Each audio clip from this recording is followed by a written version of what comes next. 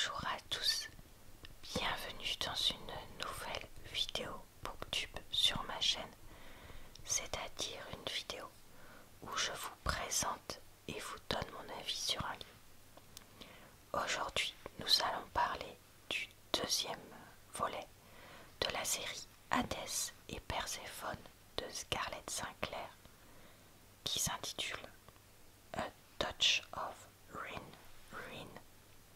Pardon pour ma prononciation un peu hasardeuse. Ce livre, je l'ai lu sur tablette, donc c'est pour ça que vous retrouvez la liseuse, plutôt devant vous. Je vous mettrai en barre d'informations, commentaires épinglés et dans le i en haut de l'écran le lien vers la première vidéo sur cette série que j'ai faite. Si jamais ça vous intéresse de regarder ça, je vous mettrai aussi le lien vers ma playlist de Booktube. Et vous pouvez aussi retrouver sur ma chaîne une playlist BookTok de livres populaires sur TikTok. Voire aussi sur YouTube parce que c'est souvent un peu les mêmes qui sont populaires sur les deux. Nous sommes dans un livre de romance actuelle, si je peux dire ça comme ça, dans le sens où il y a des scènes olé olé dedans. Comme c'est une vidéo sur un tome 2, je vais avoir forcément des révélations sur le 1, donc si ça ne vous plaît pas d'en entendre parler, je vous invite à couper cette vidéo et à aller en regarder une autre évidemment de ma chaîne. Voilà, je crois que j'ai tout dit. Donc comme toujours, on va commencer par la lecture du résumé que je ne peux pas vous montrer sur tablette liseuse. Donc je vais faire ça en vous chuchotant ça tout de suite. La relation de Perséphone avec Hadès est devenue publique et la tempête médiatique qui en résulte perturbe sa vie normale et menace de l'exposer en tant que déesse du printemps. Pour ajouter à ses ennuis, tout le monde semble désireux d'éloigner Perséphone du dieu des morts en exposant son passé infernal. Mais les choses ne font qu'empirer lorsqu'une horrible tragédie laisse le cœur de Perséphone en ruine et qu'Hadès refuse de l'aider. Désespérée, elle prend les choses en main et conclut des accords qui ont de graves conséquences. Confrontée à un Hadès qu'elle n'a jamais connu et à une perte écrasante, Perséphone se demande si elle peut vraiment devenir la reine des enfers. Chapitre 1. Une touche de doute. Perséphone marchait le long des berges du Styx, dont les vagues violentes jaillissaient à la surface noire de l'eau. Elle repensa à sa première visite aux enfers et frissonna. Elle avait essayé de traverser le fleuve à la nage, ne sachant pas que les profondeurs étaient habitées par des cadavres. Il l'avait entraînée sous l'eau, tentant d'annihiler toute forme de vie, tranchant sa peau de leurs doigts décharnés. Elle avait cru se noyer, puis Hermès était arrivé à sa rescousse. Tout ça n'avait guère plu à Hadès, et il l'avait emmenée dans son palais pour guérir ses plaies. Plus tard, elle avait appris que les morts du Styx, étaient des âmes anciennes qui s'étaient présentées aux enfers, sans pièces à donner à Charon pour payer leur passage.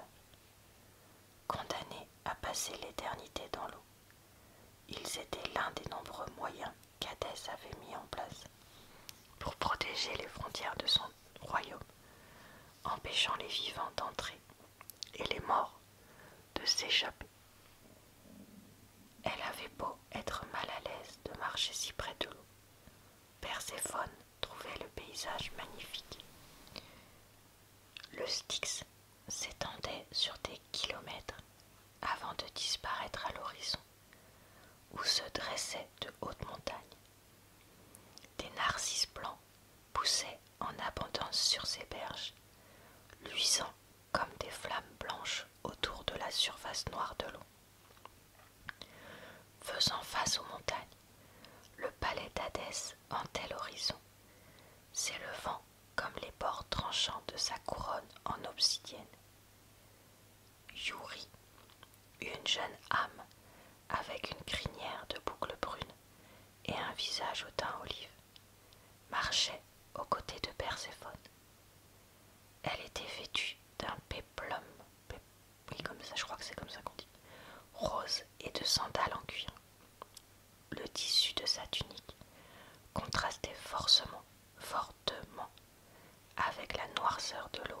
des montagnes.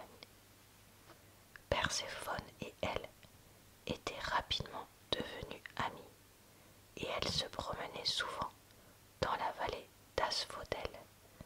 Mais aujourd'hui, Perséphone l'avait convaincue de prendre un chemin différent. La déesse regarda son ami, qui avait passé son bras sous le sien. Depuis combien de temps es-tu ici, Youri? Perséphone supposait, étant donné la tenue de la jeune femme, qu'elle séjournait ici depuis longtemps. Je ne sais pas, dit Youri en fronçant les sourcils. Longtemps. Tu te souviens comment étaient les enfers lorsque tu es arrivé? Perséphone avait beaucoup de questions concernant les enfers durant l'Antiquité, car c'était cette version du royaume qui hantait encore Hadès, qui lui faisait honte et qui le poussait à croire qu'il ne méritait pas d'être vénéré et loué par son peuple. Oui, je crois que je ne l'oublierai jamais, admit Youri avec un sourire gêné. Ça n'avait rien à voir avec ce que c'est maintenant. Dis-moi en plus, insista Perséphone. Elle était curieuse d'en savoir plus sur Hadès et l'histoire des enfers, mais elle craignait un peu de découvrir la vérité. Et si elle n'aimait pas les réponses qu'on lui donnait? Les enfers étaient lugubres. Il n'y avait rien. Nous étions tous sans couleur, agglutinés les uns aux autres. Il n'y avait ni jour ni nuit, seulement un ciel morne et gris, et nous ne faisions qu'exister. Les âmes avaient donc été de simples ombres, de pâles figures d'elles-mêmes. Lorsque Perséphone était venue aux enfers pour la première fois et qu'Hadès l'avait emmenée dans son jardin, elle avait été furieuse. Elle avait perdu contre lui au poker et il l'avait défiée de créer la vie dans son royaume. C'était elle qui l'avait invitée à jouer et elle n'avait pas réalisé les conséquences de son invitation. Elle ne savait pas qu'il avait accepté de se joindre à elle dans l'espoir de l'engager dans un contrat. Voilà, je m'arrête ici pour ma lecture. Qu'ai-je donc pensé de ce deuxième volet? Eh bien en fait, je dois vous avouer que je ne l'ai jamais terminé. J'en ai lu à peu près 80 pages, donc moi je considère que si j'ai lu plus de 50 pages d'un livre, je peux considérer que je l'ai vraiment essayé. Donc ouais non, j'ai pas réussi à accrocher avec ce deuxième volet.